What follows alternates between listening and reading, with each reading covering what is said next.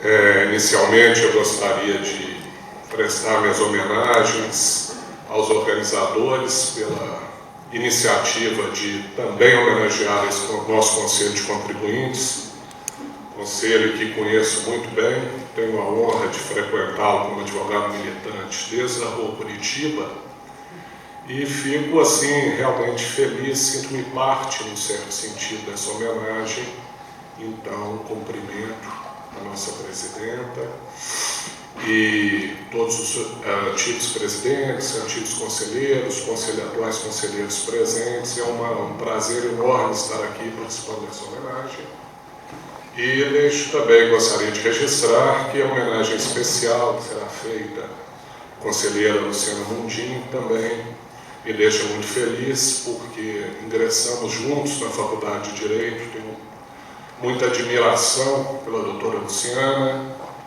Faço advertência, dito isso, que eu sou mais jovem que pareço, para que os senhores não se assustem, mas é um prazer enorme estar participando nessa ocasião e trazendo algumas reflexões. Tinha preparado um debate mais longo, uma exposição mais longa, mas me fizeram prometer que eu realmente não iria me alongar em respeito ao andamento dos trabalhos.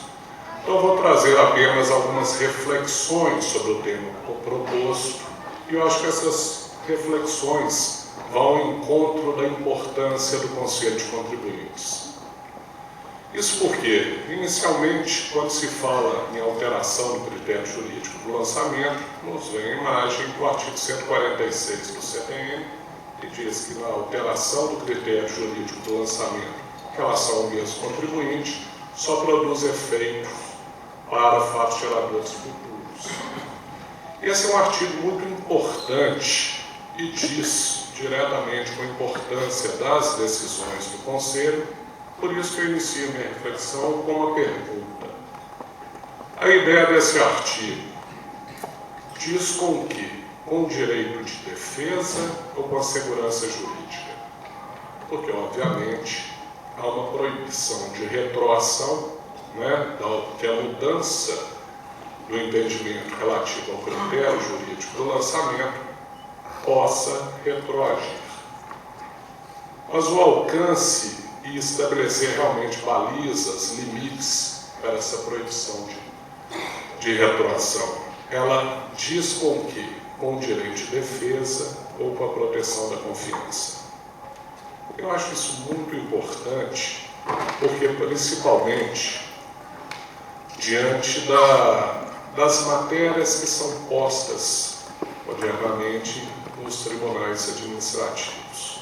Porque é uma crítica muito feita que hoje há a privatização do lançamento.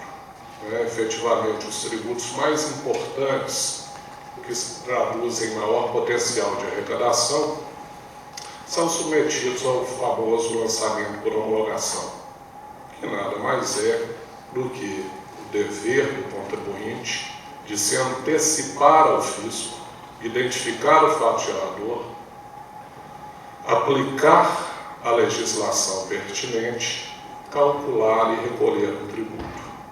Então, notem bem que uma atividade que, a bem da teoria clássica, deveria estar restrita ao fisco, é, nesse sentido, toda desenvolvida pelo particular.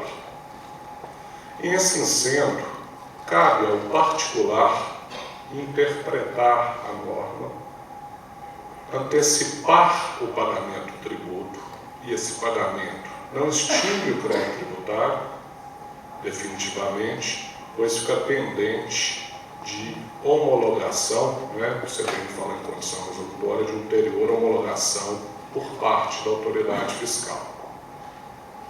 Homologação expressa, nunca vi, em geral, o questionamento ou não vem de forma reflexa por uma auto-infração. Ou seja, a autoridade administrativa, ciente do procedimento adotado pelo contribuinte, autua, que nada mais é que um lançamento de ofício.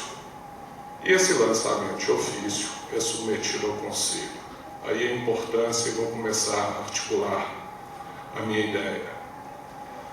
Notem bem, cabe ao contribuinte interpretar, e essa interpretação, à luz do pensamento da autoridade fiscal, foi incorreta e, como tal, sejou um lançamento de ofício, ou seja, uma auto-infração. Esse auto-infração é submetido ao Conselho de Contribuintes, que vai dar a palavra final em nível administrativo. Imaginemos que o Conselho de Contribuintes, como muitas vezes faz, cancela os trabalhos fiscais. Diz que a acusação fiscal é improcedente. Qual que é o efeito em relação ao contribuinte que foi anteriormente autuado? Uma homologação. Ou seja, na medida em que o Conselho diz não à acusação fiscal, cancela os trabalhos anteriores, em última instância administrativa, daí a importância, homologa o que não é expressamente homologado, que em geral acaba sendo homologado apenas por decurso de prazo. Então eu tenho uma hipótese clara aí de homologação do meu procedimento. É dizer, o que diz o Conselho e o que diz o Estado em última instância, a minha interpretação da legislação está correta. E como tal, vou continuar o meu procedimento, tendo como baliza a decisão do Conselho. Note bem, não estou a me referir a lançamento de ofício, tributos sujeitos ao lançamento por homologação. Então, eu vou continuar antecipando o pagamento com base na homologação anterior consubstanciada na decisão do Conselho de Contribuintes. Imaginemos, então, que em momento posterior venha a famosa, uma nova autuação que vai consubstanciar o quê? A alteração do critério jurídico do lançamento. Ou seja, a mesma matéria é objeto de nova autuação para o futuro. O que se está estatuído no artigo 146? Que essa nova interpretação, porque o que é alteração do critério jurídico do lançamento? Nada mais é que a alteração da fundamentação deste lançamento constituído numa nova autuação.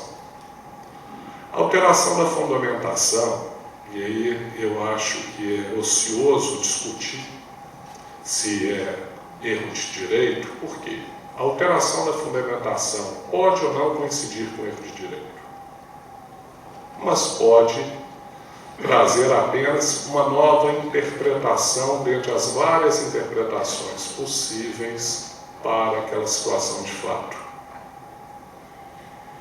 Nesse caso, esse auto de infração pode dizer para o futuro ou pode dizer para o passado? Põe uma reflexão, porque hoje muitos autores amesquinham o mandamento do artigo 146, se fixando muito na figura do lançamento, dizendo que, obviamente, a mudança de critério jurídico não pode ensejar a revisão do lançamento anterior. Muito bem, só que o lançamento anterior foi um auto de infração referente ao período passado. Mas entre o lançamento atual, novo, e o lançamento passado, decorreu um lapso de tempo onde o contribuinte identifica seu próprio fato gerador e antecipou o pagamento nos termos da homologação levada a efeito pelo Conselho no passado. Então, o mandamento do artigo 146 pode ser interpretado. Se ele tocar meramente com direito de defesa, o novo lançamento poderia retroagir para fatos geradores passados. Por quê? Porque com a alteração da fundamentação, tem o contribuinte prazo para rediscutir a questão consoante os novos fundamentos. Entretanto, eu acho que é uma visão restritiva da razão do artigo 146. Se eu entendo como uma norma de proteção da confiança, eu tenho que entender que cabe ao contribuinte rediscutir os novos fundamentos trazidos pela autoridade fiscal tão somente para o futuro. Toda aquela antecipação de pagamento feito sob a égide da homologação anterior estaria o quê? Abarcada pelo princípio da proteção da confiança e pela literalidade do artigo 146, que diz que a alteração da fundamentação só produz efeitos para o futuro.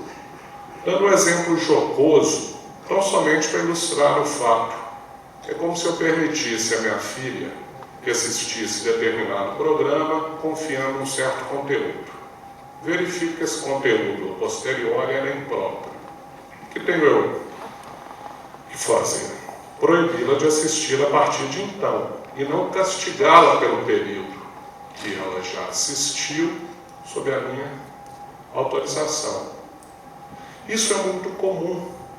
Tenho vários exemplos onde a autoridade fiscal vai revendo o seu posicionamento a cada insucesso. Trago um exemplo federal aqui, para não ficar discutindo temas deste conselho, que é o caso, por exemplo, da PLR. Inicialmente, o fisco autuava, argumentando, por exemplo, a ausência de participação do sindicato, a ausência de convenção coletiva. Essa autuação era interposto recurso e se entendia o quê? Não há, a autuação era cancelada, a acusação fiscal era inconsistente. Obviamente, a PLR continuava sendo paga nesses termos. Posteriormente, a autoridade fiscal disse, não, mas vou autuar novamente, agora por ausência de meta. A mera previsão de lucro, eu não entendo o que é meta. A matéria pode ser rediscutida? Pode. Pode-se mudar a opinião, pode-se mudar a orientação do CARF? Claro que sim. Mas tão somente para o futuro, porque retroagir é o mesmo que dizer o quê?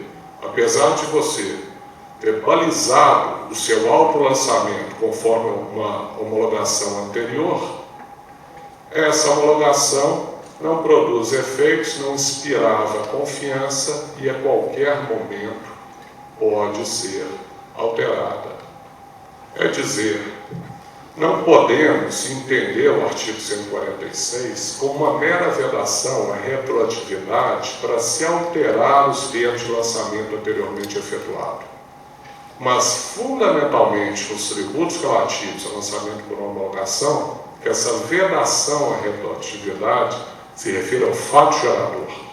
Porque quando se deu a alteração jurídica a partir da nova autuação, é só a partir da nova autuação que o Estado, lato sensu, informa ao contribuinte que o seu procedimento está em desacordo com a orientação fiscal, porque até então aquele mesmo procedimento tinha sido homologado por decisão do Conselho.